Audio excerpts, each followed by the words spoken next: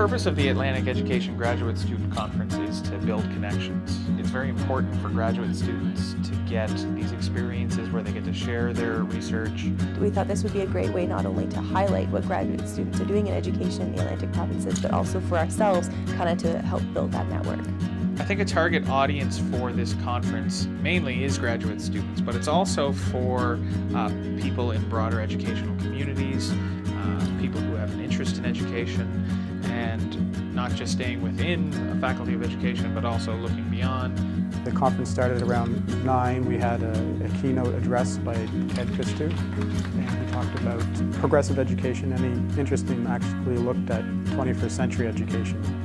And then we broke off into smaller sessions with 3 presenters presenting in each session and 3 sessions going at a time. The group of people who were presenting at the conference were students from the master's level and the PhD level, and it spanned from students who had just begun their master's to students who were just finishing their PhDs. And we had students representing, I think, most of the Atlantic provinces schools, so we also had some people internationally.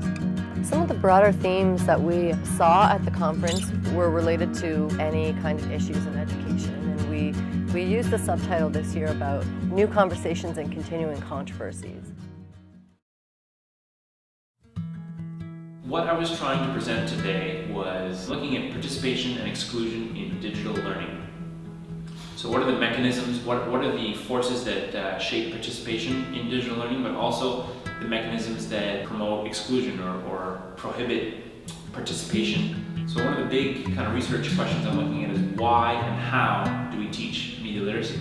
I tried to present, I hope I presented a relational infrastructure, which was, I looked into a collection of, did a lot of research on what is an effective team or group or organization. My presentation today was about this idea of what I call a relational infrastructure. I wanted to explore some of the ethical dimensions of working in an Indigenous community. I spoke about research that is community-based being developed over a long period of time with community stakeholders. My presentation today was about creationism and evolutionism, just in that general ballpark, but specifically in Canada and the United States. I basically argued that the key question is not whether creationism or evolutionism is rational, true, good, but that the real question has to do with what kinds of powers it affirms or negates. My presentation was about the impact of digital media usage on first-year university students and how it impacts their transition into university, their social lives, their educational experiences, and whether their use of digital media is different in a gendered way as well as the social impacts. I think for graduate students, particularly at the master's level, to have a chance to showcase their work in front of other students, it's less intimidating. And yet the presentations were still extremely professional. We really wanted to try to reach out to as many people and as many different institutions as possible. And hopefully they'll be able to go back and tell other people, you know, I participated in this conference, it was a great experience, I felt welcome, I felt like people were really interested to hear what I had to say, and then that'll invite an even greater diversity of people.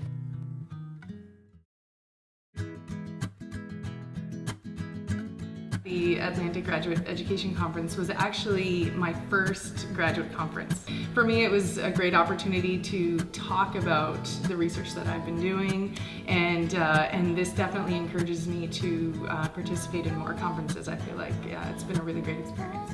The motivation for my research is opening up sort of dialogue between different cultural contexts in educational research, in media literacy education. So coming here, having interesting discussions today is very, very helpful for the way I think about what I'm researching.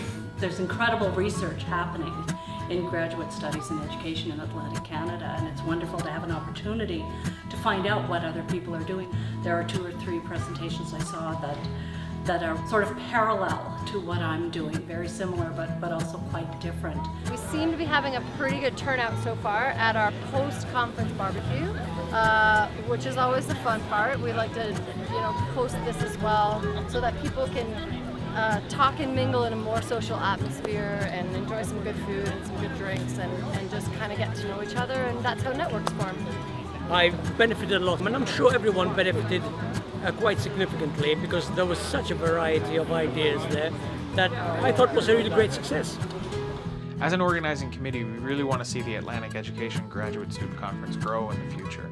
And for it to grow, we will have to seek out new partners, have graduate students from UNB and beyond start to be involved. We don't want it just to be UNB's thing. We really want to make sure that we're able to reach out to those people who've already attended and also the people who might be interested and let them know, this is for all of us.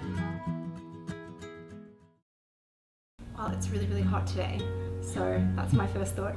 Warm, hot in fact, but fantastic. Well, it's a hot day, so my experience has been a sweaty one.